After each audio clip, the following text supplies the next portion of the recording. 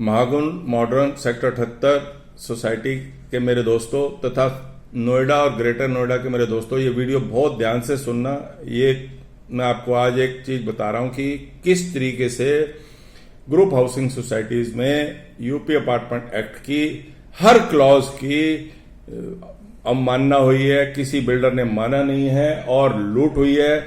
और आपको मैं बता दूं कि लेटेस्ट उदाहरण जो है, मैं कई दिन से पिछले 2 साल से हम लड़ाई लड़ रहे थे अपने कॉमन एरिया फैसिलिटीज की, जिसमें हमारी सुविधाजनक दुकानें आती हैं। हमारी सोसाइटी में एक स्कूल बना हुआ है। ऐसे स्कूल जो है नोएडा बिल्डिंग रेगुलेशंस की गाइडलाइन 2010 के हिसाब से जिन सोसाइटीज में 10,000 से ऊपर पॉपुलेशन होती है उसमें एक प्राइमरी एक क्रैच स्कूल भी देना होता है।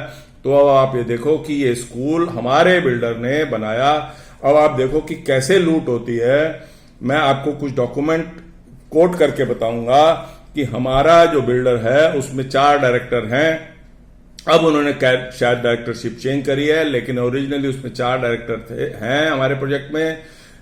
अमित जैन जी, धीरज जैन जी, अमित जैन जी की वाइफ श्रुति जैन जी और धीरज जैन जी की वाइफ दिव्या जैन जी। उन्होंने हमारे कॉमन एरिया स्पेस जिसमें ये स्कूल बनाया है, उन्होंने मंथन स्कूल के नाम से इस स्कूल के लिए उन लोगों ने एक ट्रस्ट बनाई, ट्रस्ट का रजिस्ट्रेशन कराया ट्रस्ट डीड के थ्रू। ये ट्रस्ट डीड के थ्रू उन्होंने रजिस्ट्रेशन कराया है।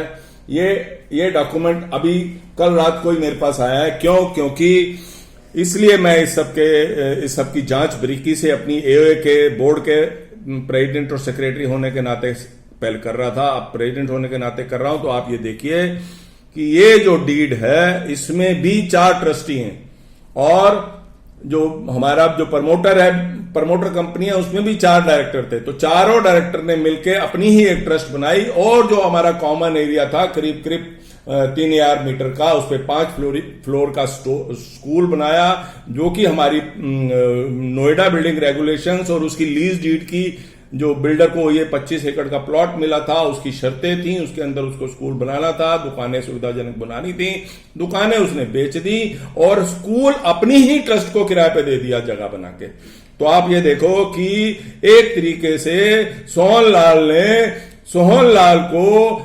मोहनलाल मतलब निवासी 2633 फ्लैट ओनर्स, उसकी जो रिप्रेजेंटेटिव एओए है, उनका एक स्कूल जो कि फैसिलिटी है नोएडा के कानूनों के हिसाब से, यूपी के कानूनों के हिसाब से, भारत के कानूनों के हिसाब से, वो सोहनलाल ने अपने ही जेब में सोहनलाल को किराए पे दे दिया। और मात्र इतनी बड़ी जगह जो कि मार्ट में एक छोटी सी दुकान जो है, सुविधाजनक दुकान जो बिल्डरों ने बेच दी है, उसमें 2-2 लाख 1.5 लाख रुपए किराया आता है। ये पूरे स्कूल की जो किराया है वो 2 लाख की लीज डीड में लिख दिया और वो 2 लाख मिलता भी है कि नहीं मिलता, क्योंकि सोहनलाल को देना है वो।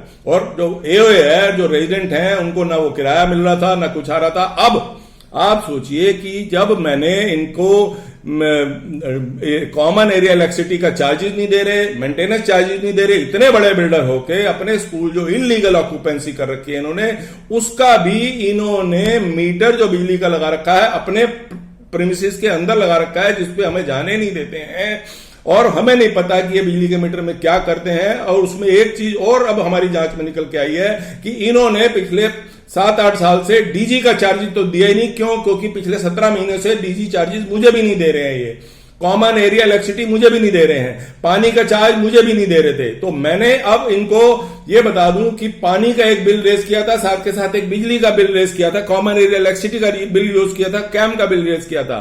तो ये पानी का बिल के खिलाफ तो स्टे लेकर आ गए, लेकिन बिजली के बिल के खिलाफ जो कॉमन एरिया मेंटेनेंस के बिल के अंदर ही हमारी कॉमन एरिया इलेक्ट्रिसिटी भी छुपी होती है, जिसमें एसटीपी चलती हैं, जिसमें वाटर चलते हैं, वाटर पंप चलते हैं जो पानी ऊपर चढ़ाया जाता है, और रोड चलती हैं, रोड के ऊपर स्ट्रीट लाइट चलती है, वो तक का पानी पैसा हमें 17-18 महीने से नहीं दे रहे, जिसकी बेस पे मैंने इनको नोटिस दिया हुआ है और हम इनकी बिजली 2 तारीख शाम को 6 बजे तक भुगतान ना होने पर काट देंगे, ये नोटिस दे रखा था। अब 2 तारीख को बीते हुए भी आज 3 दिन हो गए हैं। तो अब इनकी बिजली किसी भी क्षण कॉमन एरिया मेंटेनेंस चार्जेस के अंतर्गत काट दी जाएगी, क्योंकि मैंने ऐसे ही एक निवासी की बिजली काटी थी और जो हाई कोर्ट गए थे, सुप्रीम कोर्ट गए थे, इसी चक्कर में कि ये जो है वो कॉमन एरिया इलेक्ट्रिसिटी के पैसे नहीं वसूल कर सकती, लेकिन यूपीआरसी, यूपीसीसीएल और electricity act of 2003, UP electricity act of 2003, सबके अंदर ये पावर मिली है कि जो बिजली